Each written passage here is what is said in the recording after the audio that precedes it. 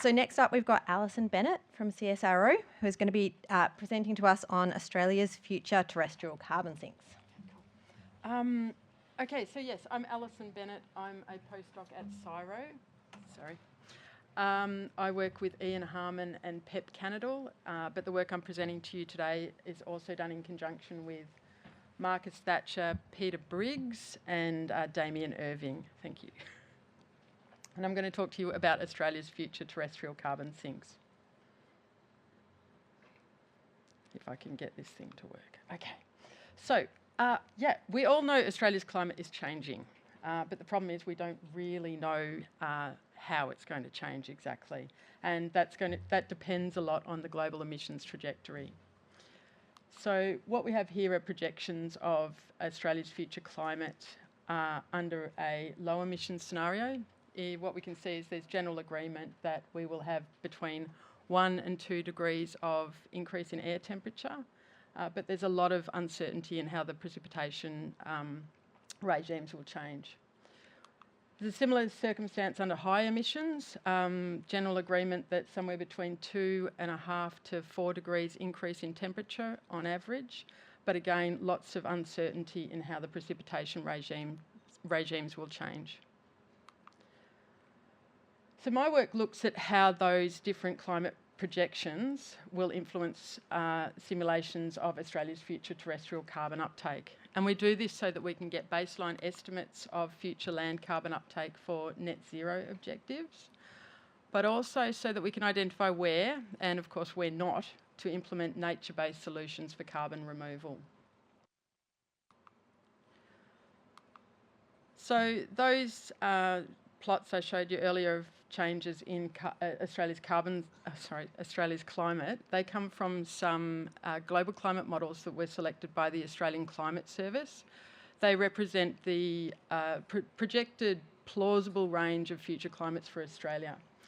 What those climate projections from the 7 models have been put through a CCAM regional climate model that's done by Marcus Thatcher's team at CSIRO. And what we've done is we've taken 7 of those climate variables. We've bias corrected them against AGCD daily gridded weather using a function called equidistant cumulative density mapping. And then we've put those through our land surface model cable POP in a BIOS 3 configuration. So this allows us to simulate the carbon and nitrogen cycles. We've used constant land cover, we've used something called pop plant demography, and there's a bunch of other functions in there that help us to simulate the carbon cycle.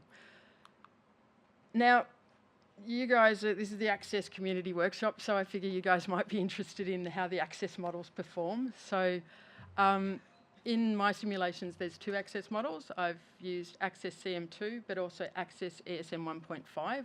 And those 2 models give us quite different climate futures. So this is under a low emission scenario, ACCESS CM2 on the left and ACCESS ESM 1.5 on the right. They do have similar projections in terms of increases in temperature, but the pattern of precipitation that they both project is quite different. And we see a similar thing for the high emission scenario. Both of these models are in the high end of temperature predictions at around 4 degrees of temperature increase, and quite different in their patterns of precipitation change. So these are some of my results. This is the total cumulative carbon uptake across the 21st century under a low emission scenario. So that's representing how much carbon dioxide has been taken out of the air and stored in the land across the 21st century. You can see there's quite a big range in the projections just from those 7 global climate models, but they kind of fall into several categories. We've got down here, these guys are predicting carbon loss. This one is saying it's pretty neutral. This one's saying we'll have a pretty strong sink in the future.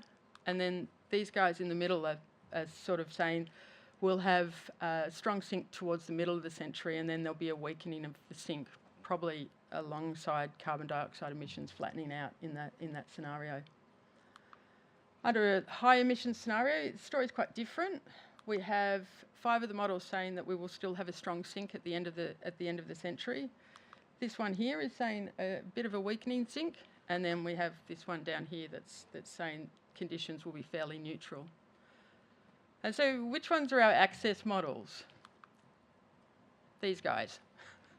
They kind of bookend the projections for terrestrial carbon uptake across Australia. The top one there, that's ACCESS-CM2, and the bottom one is ACCESS-ESM 1.5.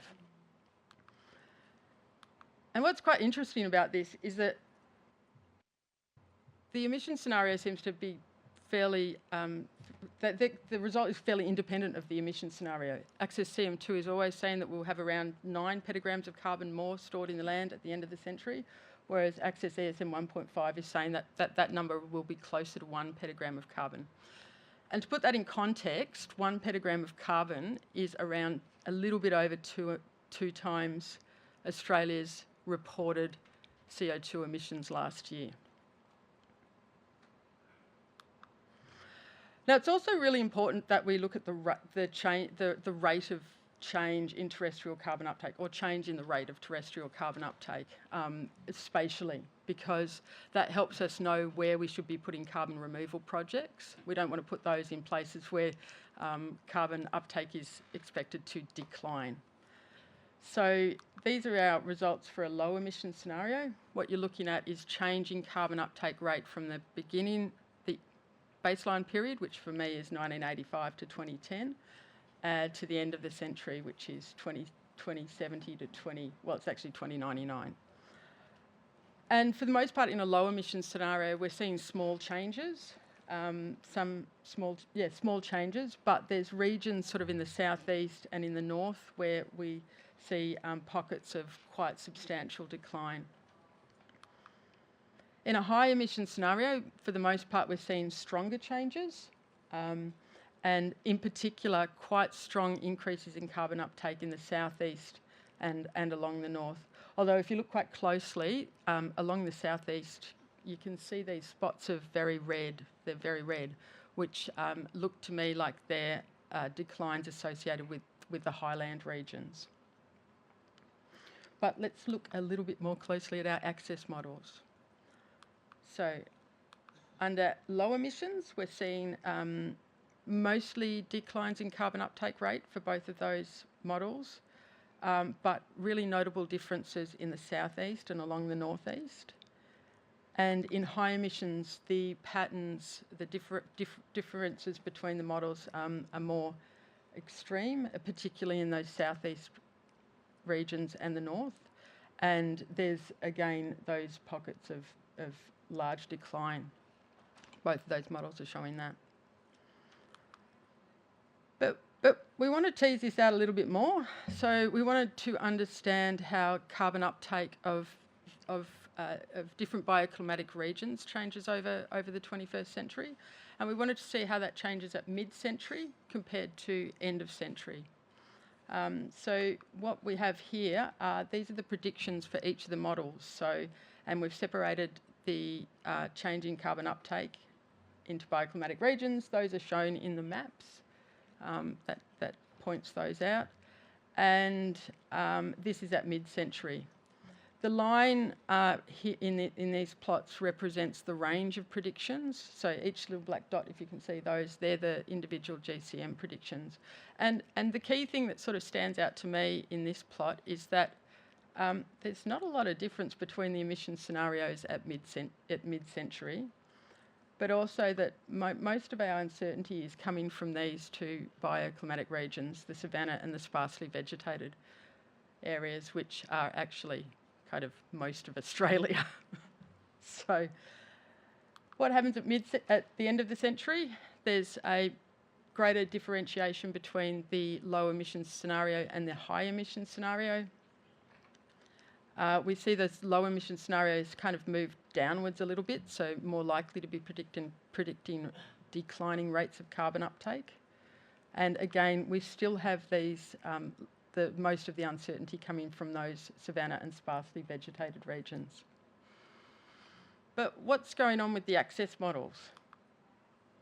So at mid-century, for the most part, ACCESS-CM2, that's the one in green, That's saying that we will have generally increasing carbon uptake rates under low and high emission scenarios, whereas ACCESS ESM 1.5 for the most part is saying we will have declining carbon uptake rates. But by the end of the century, the picture's quite different.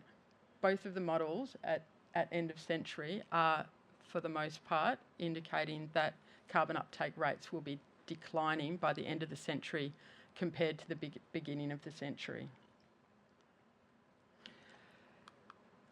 Now, I would try and attribute this to climate drivers. I haven't done factorial simulations, so these are just linear regressions. It's not causal, it's kind of correlative. But these are linear regressions on the 5-year continental means for each of the models. And what we're seeing is that, in general, mean annual temperature is having a negative influence on carbon uptake rates, and that slope of those linear regressions tend to be scenario dependent. Mean annual precipitation is having a positive impact on carbon uptake, and that seems to be a scenario independent effect, whereas solar radiation has a negative slope, probably very, what do we call it, covariation with mean annual precipitation there. And then the last one, which is quite surprising to us, and we haven't teased this out fully, is the relationship with CO2, which appears to be negative or neutral. And I'm thinking that there's a very strong covariation with mean annual temperature there. So we're not seeing the CO2 fertilisation effect clearly. So what does this mean? What's the future for Australia's terrestrial carbon? Well, that's really dependent upon the climate future. We're seeing changing carbon stocks of between sort of negative 3.5 to up to 9 petagrams more. Really big differences between the ACCESS models. And we think this is probably highly dependent upon precipitation regimes, but we do need to do more work on that to kind of be able to prove it to you. And well, I would say that the uncertainty in the precipitation predictions is really leading to some of this uncertainty in what's going to happen to our future terrestrial carbon sinks. But of course, our model has limitations, all models do. We're not simulating any disturbance from fire or pests. We're also uncoupled from the climate. We haven't included land use change, there's no ecosystem transitions, and I could probably go on, but I won't. So that's the end of my talk. Thanks for listening.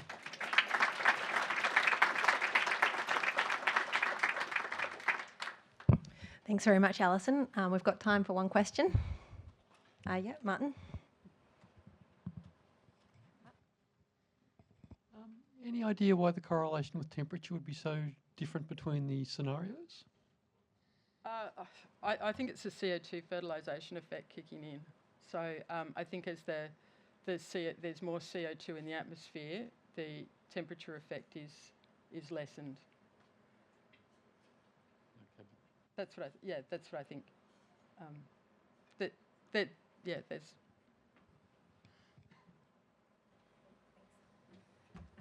So in the interest of time, we're going to move on to the next speaker, but let's thank Alison again. And again, I encourage you to chat with her at morning tea.